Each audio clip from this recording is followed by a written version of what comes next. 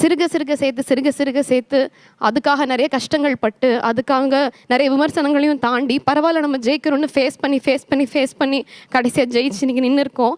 நேற்று தான் கிரகப்பிரவேசம் முடித்தோம். நேற்று நைட் அந்த வீட்டில் தூங்கியே ஆகணும்னு சொன்னாங்க. தூங்கிட்டு இன்னைக்கு காலையில் அப்படியே இந்த ஷோக்கு நாங்கள் காலையில் கிரகப்பிரவேசம் அன்னைக்கு இந்த வீட்டில் தூங்கணுமாங்க. இத்தனை ஆண்டு கால கனவு. ஓகே, இவ்வளோ அவமானங்கள் கஷ்டங்கள்லாம் கடந்து உங்கள் பூமி நீங்கள் சொல்லதே எனக்கு அழகாக தெரிஞ்சது.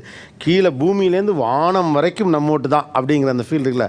நீங்கள் தூங்கி எந்திரிச்சு பார்த்தா விடிஞ்சு பார்த்தா நீங்கள் உங்கள் சொந்த வீட்டில் படுத்துருக்கீங்க. எப்படி இருந்தது அந்த ஃபீல்? அந்த சூரிய கதிர்களே அந்த ஜன்னலோட கோடு இருக்கும்ல, அந்த கோடை தாண்டி அந்த ஷேடோ அந்த செவுத்துல வந்து பட்டிருந்தது. அந்த கதிரே வந்து நமக்கான கதிர் மாதிரி ஒரு ஃபீல் ஆச்சு. நம்ம வீட்டில் நம்ம கட்டின வீட்டில் அந்த சூரிய கதிர்கள் அந்த ஜன்னலோட ஷேடோவோட பார்க்குறது அவ்வளோ அழகாக இருந்துச்சு. என்னோட வீட்டில் போய் எல்லா கதவையும் நான் முதல்ல அப்படி திறந்தது. பின்பக்க கதவெல்லாம் வச்சு ஒரு வீடெல்லாம் நான் பார்த்ததே கிடையாது. ஐ மீன் வாழ்ந்ததே கிடையாது. நாங்கள் அதெல்லாம்